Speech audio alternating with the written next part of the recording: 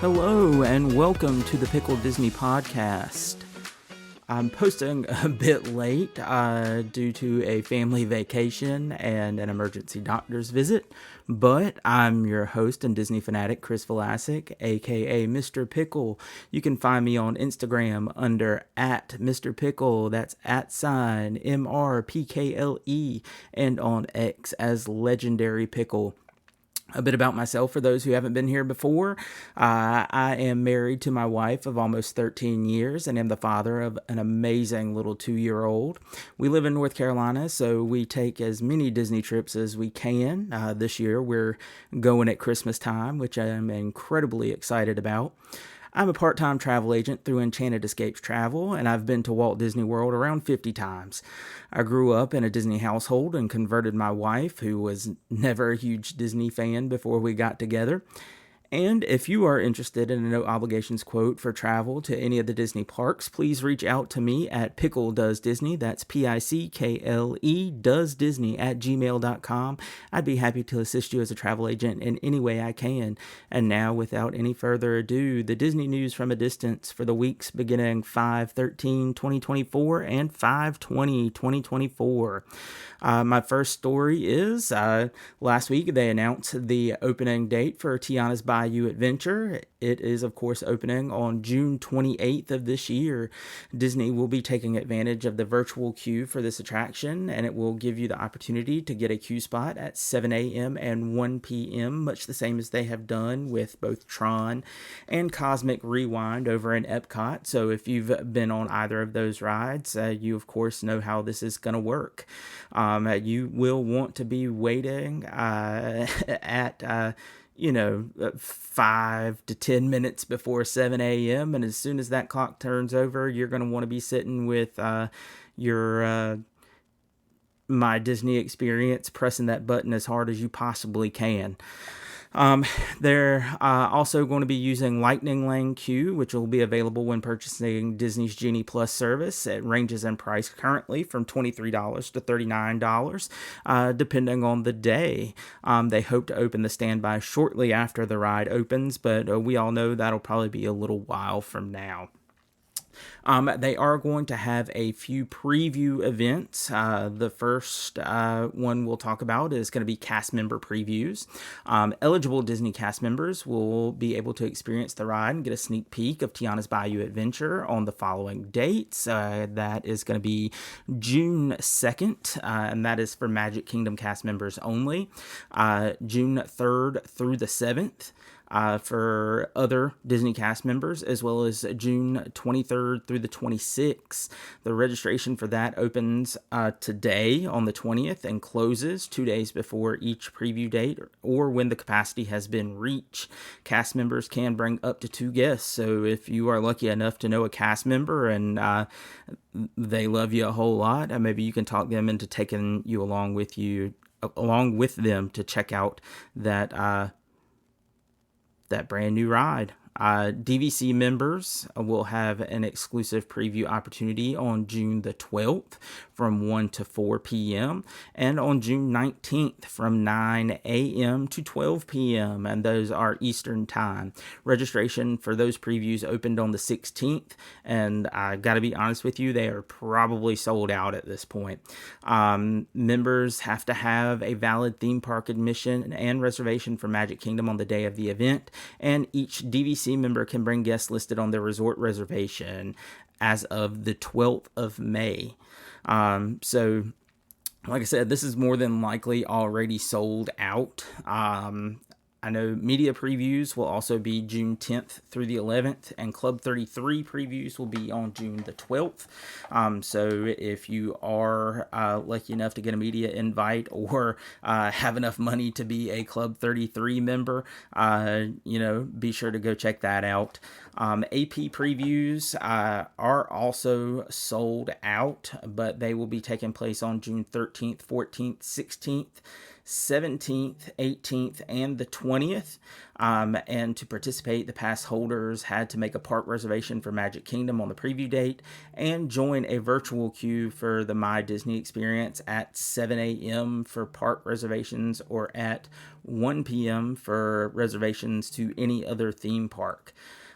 Currently, as of the announcement of the D23 event, the tickets for that had sold out, and all of the AP preview days have been allocated.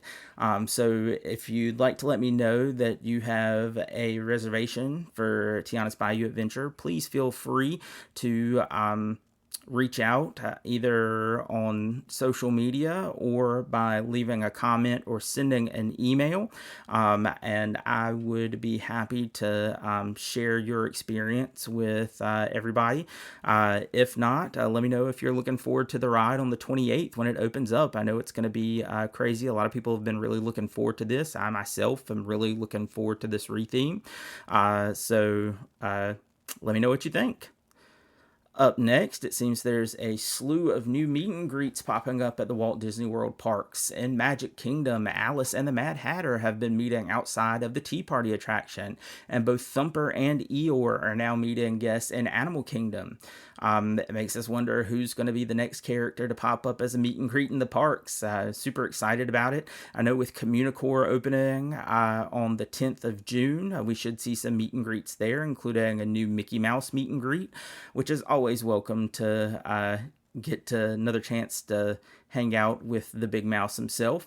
Let me know who your favorite character to interact with is, or if you even enjoy meeting the characters at all. I know a lot of people are not a huge fan. I've always had fun with it. That's the joy of it. Looking at it through the eyes of a kid, I go in there, ask random questions, see how they interact with you. I've always found it to be fun, but I know a lot of people don't like it at all. So let me know what you think. Again, send me an email. Let me know on social media. I'd be happy to talk with you.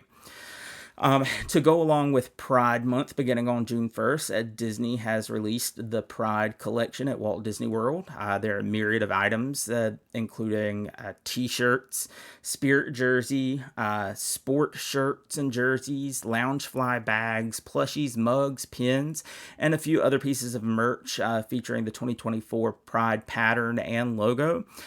If you are celebrating Pride Month or showing support as an ally, pick up your favorite piece today.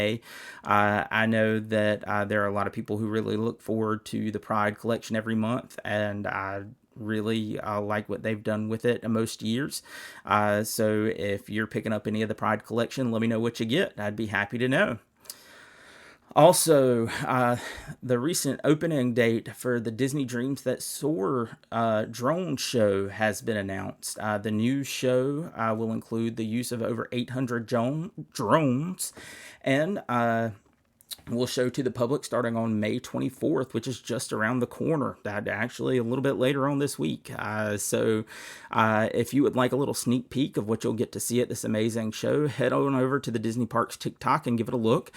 You will see how they are bringing some amazing Disney moments to life in the sky. If you were planning to check this out, this nighttime event at Disney Springs out, let me know. It's absolutely free to enjoy if you're in Disney Springs. Let me know if you're looking forward to it. I know after seeing what Disney did with the drone show over at Disneyland Paris, I can't wait to see what they do with this show for us here in the United States.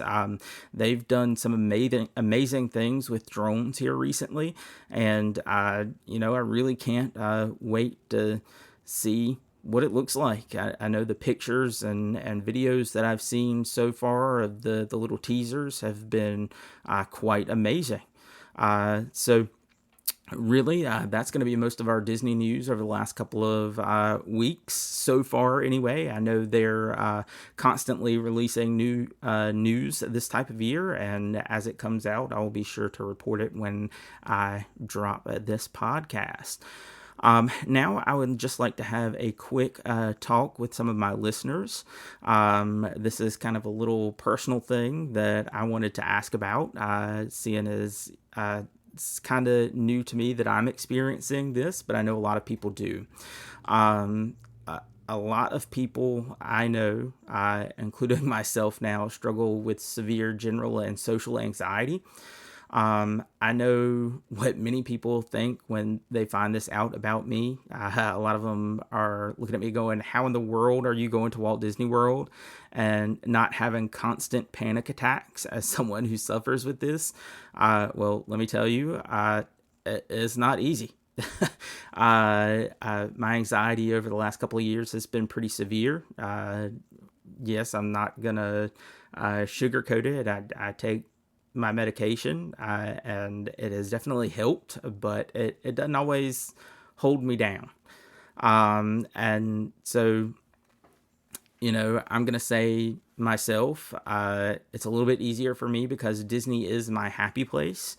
It's easier to kind of control my mind there in the parks, but sometimes, I can find myself slipping. And I know that's something that other people struggle with. And, a lot of Disney adults fall into my age range, and I'm sure this is something you struggle with too. So my question for those of you who are listening that may struggle like me, how do you manage your anxiety in the parks? I know that by having my vacation planned out as much as I possibly can, I can kind of mitigate some of my issues. But like any vacation, there are variables, and I want to know how you cope with those variables, how you cope with those anxiety triggers, what brings you back around while you're in the parks.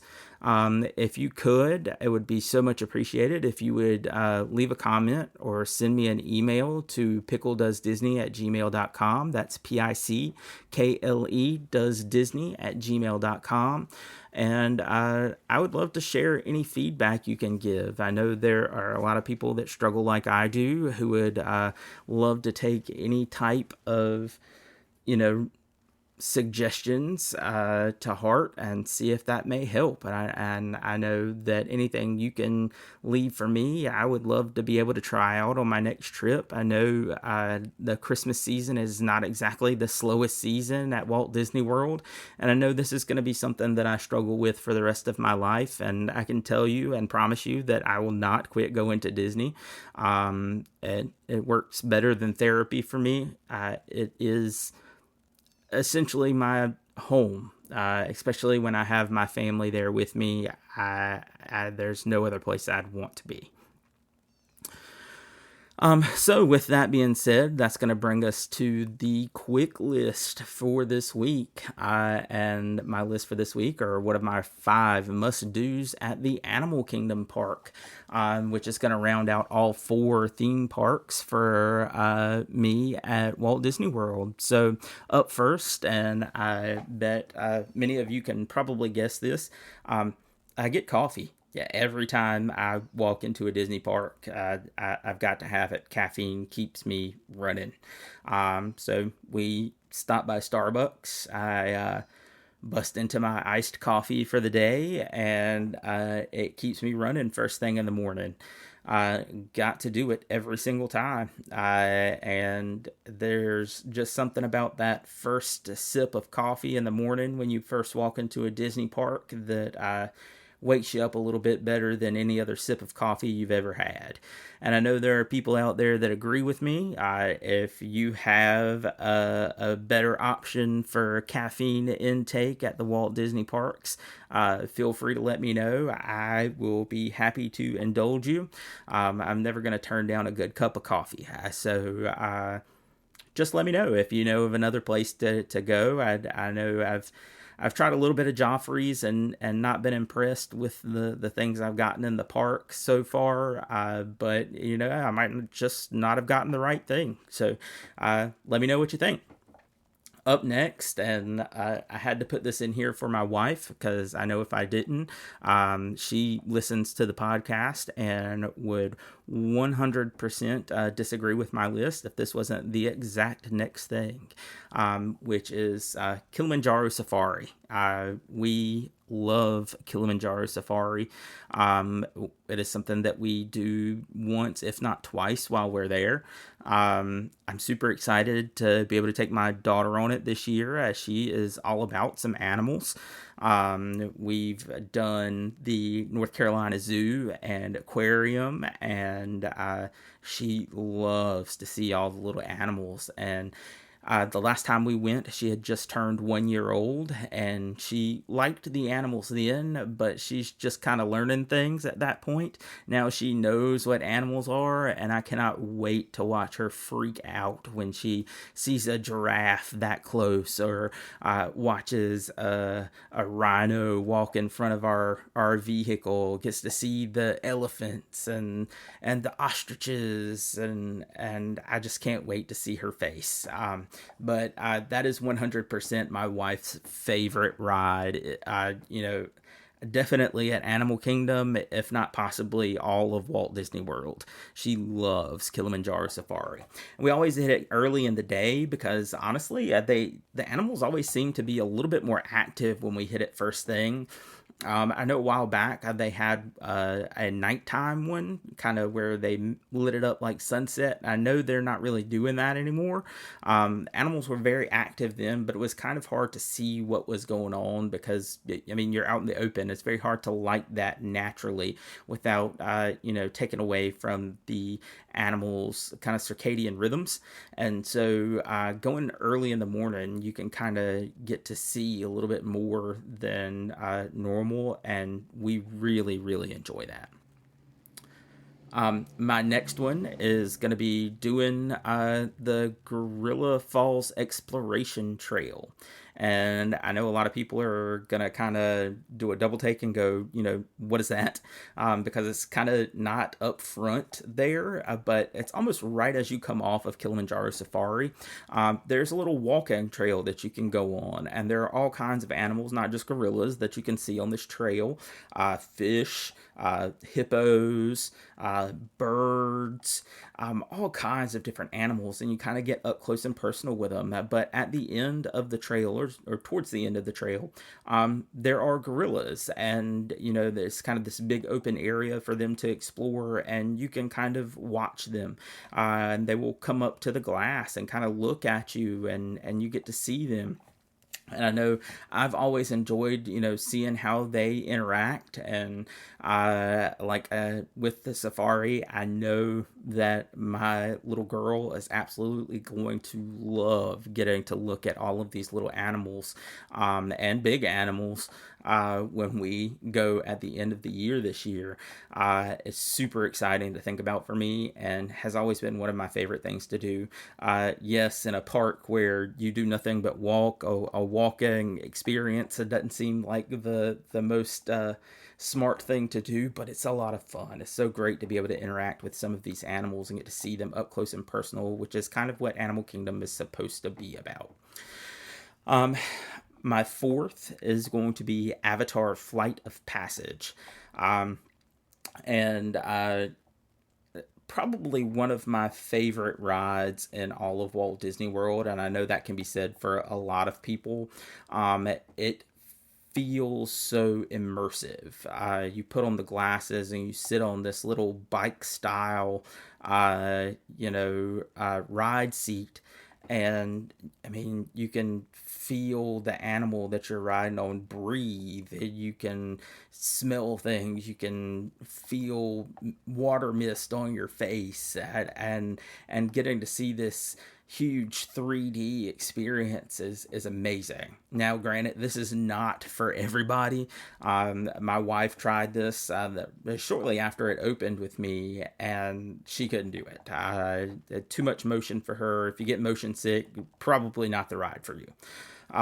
But if you love a little bit of a thrill, if you like the movie Avatar, check it out. It's a lot of fun.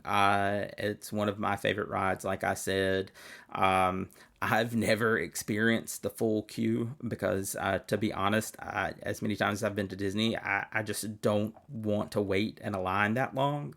But I mean, if you can get away with, waiting for an hour or grabbing a lightning lane, absolutely get on this ride. It is amazing.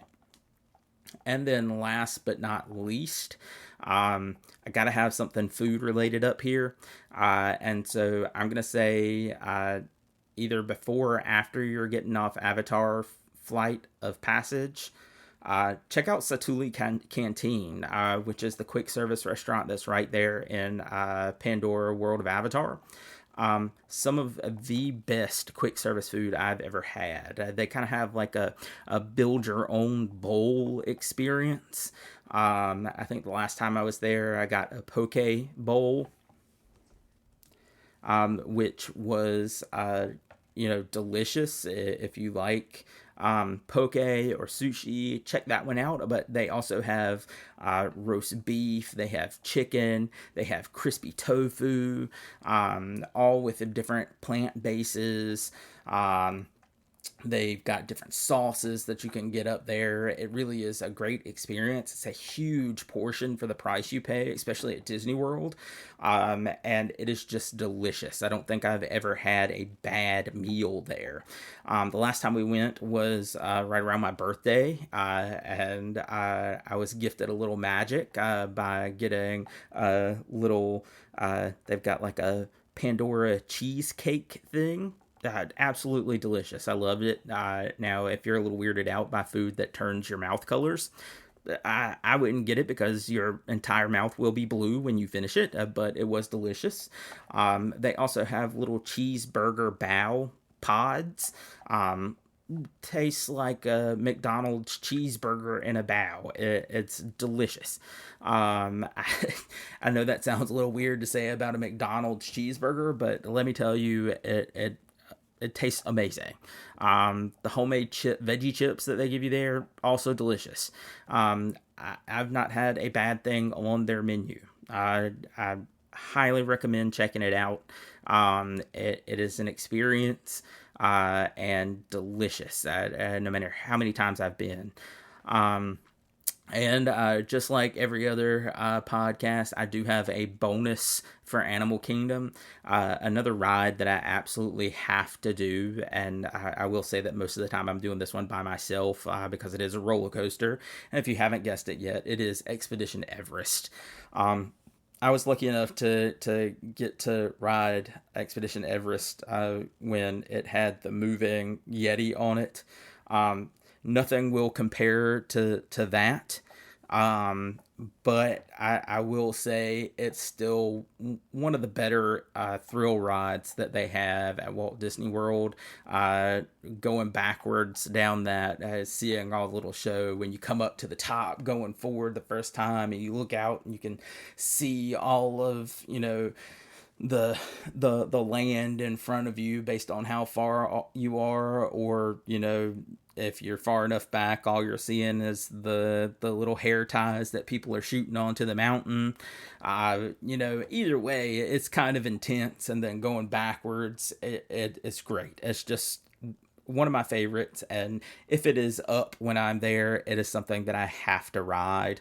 Like I said, most of the time I'm doing this by myself now. They do have a single rider, so it's something that I can very quickly get on and walk off of, and no harm, no foul there. One of my favorite rides. So with that being said, those are my must-dos at Animal Kingdom. And that wraps me up for all 4 of the Walt Disney World parks. So if you have a favorite, let me know. If any of my favorites match yours, let me know. I'd be happy to hear. Maybe I can kind of compile a list of everybody else's favorites. If you've got something, shoot me an email or a comment. Email is pickledoesdisney@gmail.com. That's PICKLE doesdisney@gmail.com. And I would be happy to discuss your must-dos at the Walt Disney World theme park. All right. Well, that is going to wrap me up for today. If you enjoyed what you heard today, please leave me a comment or, like me, subscribe. And if you're planning travel for any of the Disney parks in the near future, shoot me an email at pickledoesdisney@gmail.com. That's PICKLE doesdisney@gmail.com. And I would love to shoot you a no obligations quote on your Disney vacation. That's it for me, and I'll see you real soon. Have a wonderful day. Bye-bye.